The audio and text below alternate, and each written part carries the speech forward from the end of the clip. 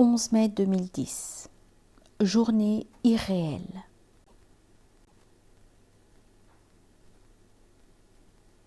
Quoi de plus irréel qu'une matinée du joli mois de mai marquée par le froid, cinglée de pluie glacée, embrumée comme en novembre.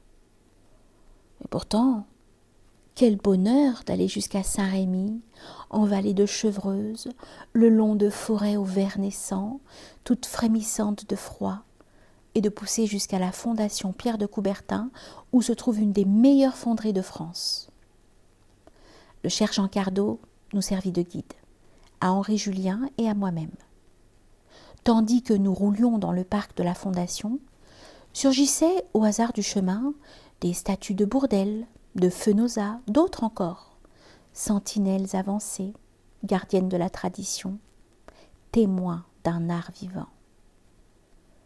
Nous avions quitté Paris en fin de matinée. Impression, dès la sortie de la ville majuscule, de changer de siècle. Rupture soudaine, plus d'agitation, plus de bruit, mais sous les frondaisons, le doux murmure de l'eau qui s'égoutte du feuillage et ces statues à la présence accueillante. D'atelier en atelier, Jean Cardot, le geste large, la voix grave, nous a raconté l'histoire de la sculpture en bronze. Il y avait quelque chose d'éminemment émouvant à se dire que les gestes des compagnons étaient restés les mêmes depuis Praxitèle. Mystère de l'art par-delà la technique.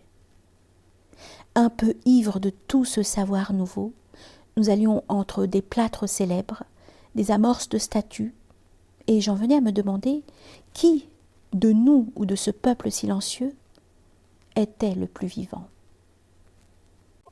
Soudain, il se dressa de toute sa stature. De Gaulle était là, remplissant l'espace, dans sa version de plâtre blanc, immense aérien, tel que Jean Cardot le représenta, tel qu'il s'offre désormais aux Champs-Élysées dans sa version de bronze. L'art rendait compte de l'histoire. L'art, cette vision singulière d'une aventure plurielle. L'art, cette légitimité de l'homme. L'art, métamorphose du modèle en son éternité. Jean Cardot a jamais lié à De Gaulle, et celui-ci à celui-là, dans le temps de la vie comme dans le temps de la mort. Cette irréelle journée a cristallisé dans cet instant de silence. Devant cette statue, nous avions la chance d'être en compagnie de celui qui l'avait imaginée, dessinée, façonnée, avec ses mains et son cœur.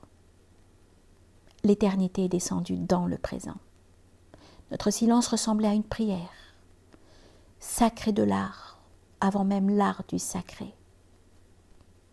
Tension extrême, suivie de fatigue, comme il arrive lors d'un concert ou dans un musée. Par bonheur, il était l'heure du déjeuner.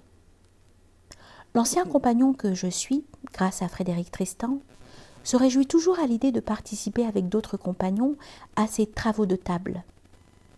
La nourriture y devient noble parce que ceux qui la consomment ont l'âme noble. Grand et juste Dieu, comme un seul regard de bienveillance ou d'intelligence, c'est souvent le même, peut métamorphoser le monde. D'atelier en atelier, c'est ce regard-là qui nous a accompagnés. Grand merci à Jean Cardot et à tous ses compagnons qui sont l'âme de cette fondation.